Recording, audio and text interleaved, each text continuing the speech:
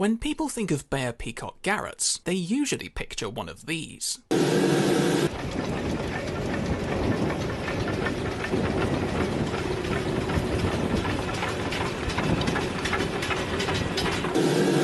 But believe it or not, these are also Bear Peacock garrets.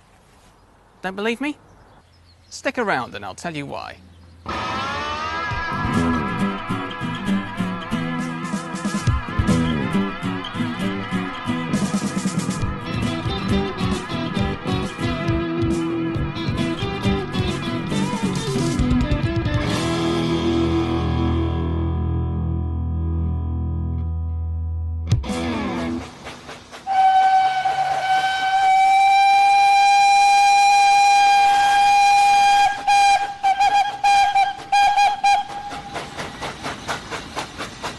Twin gems of the Banway Valley. Built to serve a group of mid-Welsh farms, they've endured for more than a century in the area surrounding Welshpool.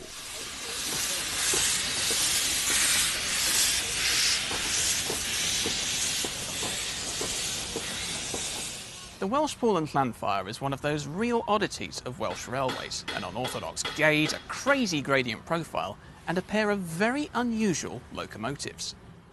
Meet the Earl and the Countess.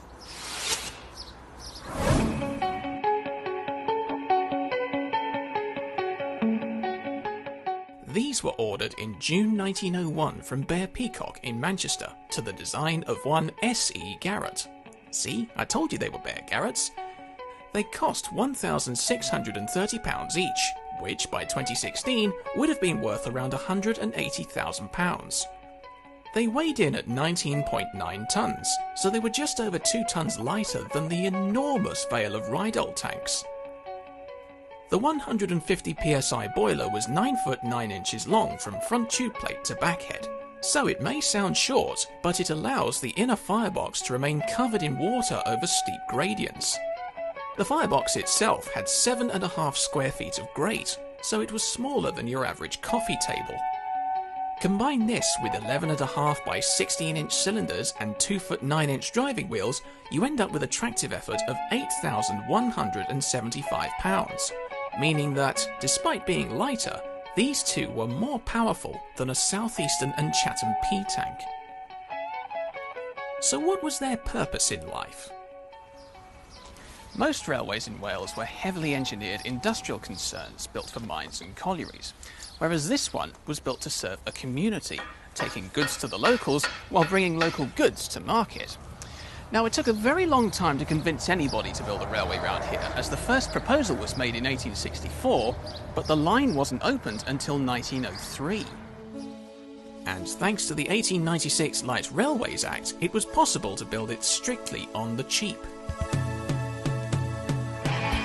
The original railway started next to the old Oswestry and Newton railway station, opened in 1860, before swinging round across the river and cutting through the back streets of Welshpool for nearly a mile, emerging at Raven Square.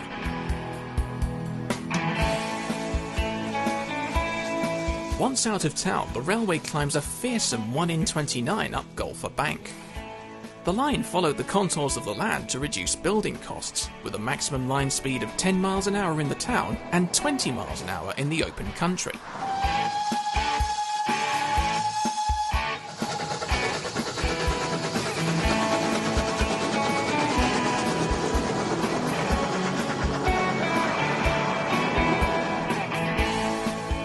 Heading westwards, the line climbs to 603 feet above sea level, about half a mile before Sylvine Farm, before descending 218 feet over 6 miles.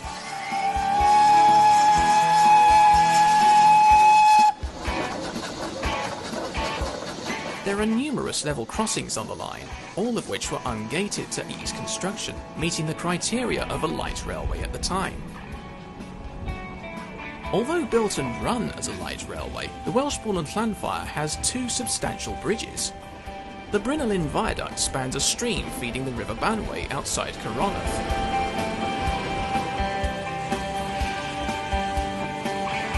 The second bridge spans the Banway itself, before the line runs parallel to the river until it reaches the western terminus at Llanfair 9 miles and 5 chains from Welshpool mainline station.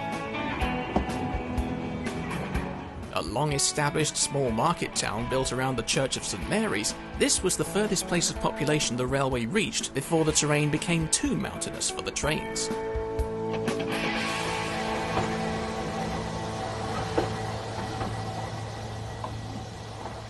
So, a nice, decent little line, which was run, it must be said, by 2 nice, decent little locos.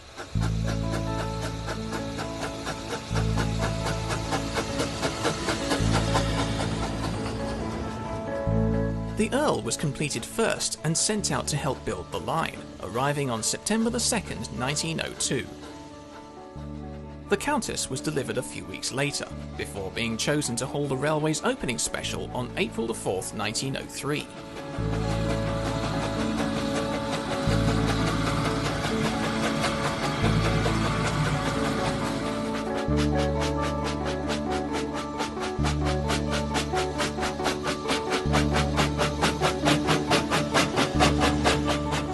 Throughout the railway's passenger operating years, demand was steady. The 1908 timetable listed 5 service trains each way, meaning the engines would run about 90 miles a day. The first train usually left Welshpool at 5:05 in the morning, and the last one didn't get back until 10 to 9 at night. I hope the crews were given overtime.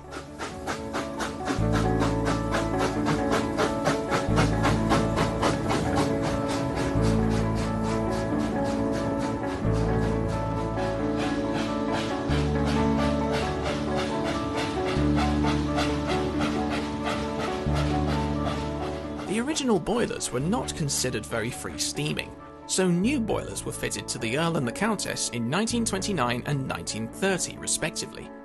These had 18 extra tubes and 557 square feet extra heating surface. By this time the Welshpool and Llanfair had been absorbed into the Great Western, who set about Swindonising the 2 engines. This included fitting them with parallel chimneys instead of stovepipe ones, top feed, a large dome, and safety valve bonnets from old Dean singles.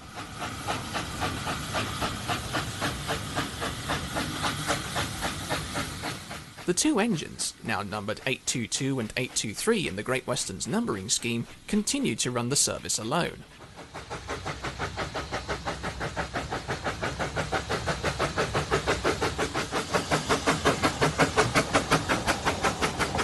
The general manager of the Cambrian had insisted that the railway build 3 locomotives for emergency cover, but the railway company could only raise money for 2. So, after 54 years' service, the Earl had clocked up 213,887 miles, while the Countess had clocked up 223,162 miles. It looks like the railway company definitely got their money's worth.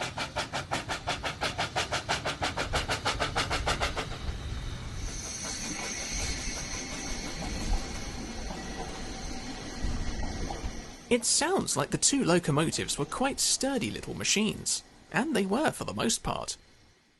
But they weren't immune to teething problems. In the first few months of traffic, the Earl broke 2 spring hangers. The springs had to be packed for the rest of the day, but it revealed the material for the original springs was too thin. The sanding gear was initially prone to blockage, making them a liability on the railway's steep gradients. The cab layout is a little strange. The brakes and regulator are on the right-hand side, but the reverser is on the left. It's believed that the engines were supposed to be left-hand drive, but then changed at the last minute. But to this day, the controls have been laid out interestingly. But the biggest problem these 2 faced was also their first. The engines were built with a fixed wheelbase of 10 feet, but this was soon discovered that it was too tight for the permanent way. Now you'd think the solution would be to realign all the tracks, straighten some of the curves out, but this would have meant buying more land, which the railway company simply couldn't afford to do. So thoughts turned to modifying the engines. There were 5 proposals made, but each one had their pros and cons. The first idea was to convert the engines to 440s with a front bogie, but there wasn't space for a decent bogie. The second was to remove the front coupling rods and run them as 2 4-rows. But with 4 driving wheels instead of 6, their tractive effort and brake capacity would be nearly cut in half, especially as their boiler pressure and cylinders would have to be reduced to stop them tearing their frames apart. It made sense to keep them as 060s, which is where the third option came in, shorten the wheelbase. Now this would have kept their pulling and stopping power, but it was also the most expensive option, and it would have taken 16 weeks to do the work. The fourth option was the quickest and the cheapest. Take the flanges off the crank axle, just like on a 9F. But this would have increased wear and tear on the leading and trailing wheel sets. In the end, the chosen option was to add a tiny amount of side plate to the axle boxes. This would allow a bit of flexibility to the rigid wheelbase without twisting the valve gear in knots. It was a compromise that fulfilled the railway's requirements. But it came at a fatal price.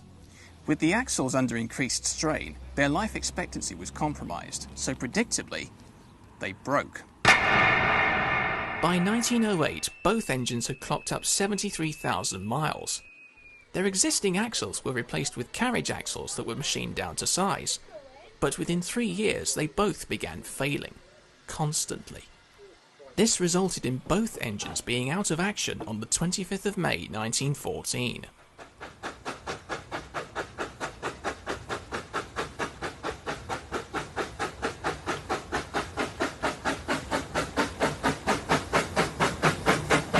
Eventually, both engines were given brand new axles made from nickel chrome steel. After this, fewer failures were reported. But their working lives were about to get much, much worse.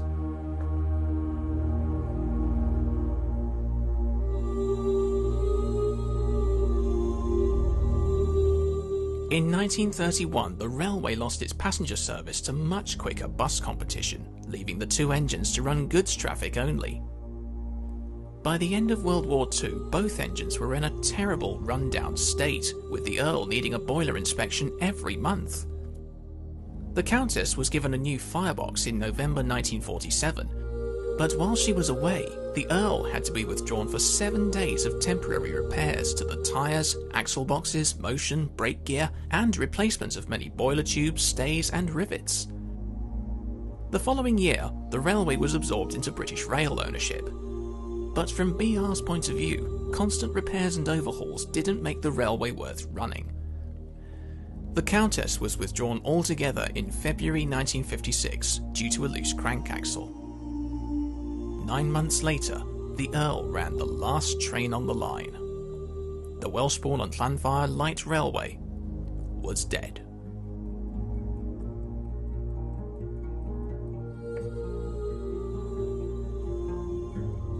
Or was it? Both engines were placed in storage in Oswestry Works, while a small group of dedicated enthusiasts were determined to keep the line running, and in 1963 the Welshpool and Llanfair Railway was back in business.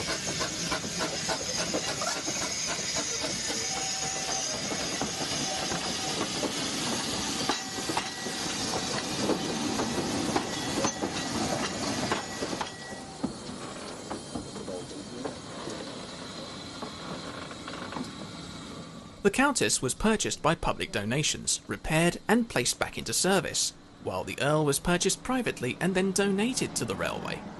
But from the outset, the Preservation Society knew that the line couldn't survive without additional locomotives and rolling stock. So, over the years, the railway has obtained numerous artefacts from other 762mm railways in West Africa, Austria, Hungary, and even the Caribbean. Yet more than a century on, both members of the Welshpool peerage are still with us. Who was responsible for this?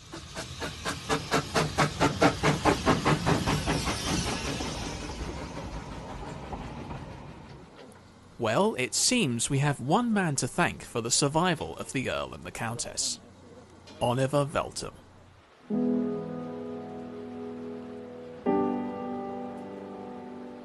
Veltham was BR's district manager for Oswestry, who had a soft spot for Welsh narrow gauge lines. He instructed the works manager at Oswestry to have the railway mothballed and the 2 engines put to one side, just in case somebody thought of running them again. So if it wasn't for him, we'd have just reviewed a pair of replicas, or even nothing at all. It's funny how we think of British Rail as being short-sighted and hasty, but it's nice to know that in times like these, they weren't always like that. So thanks, Mr. Belton. Many thanks.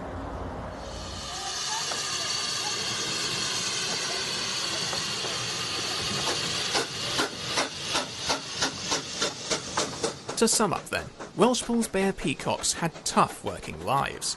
Tight curves and heavy gradients took their toll in the long run, and the lack of emergency cover proved to be a huge oversight. But for the Welshpool and Llanfair, they were ideal in every other regard.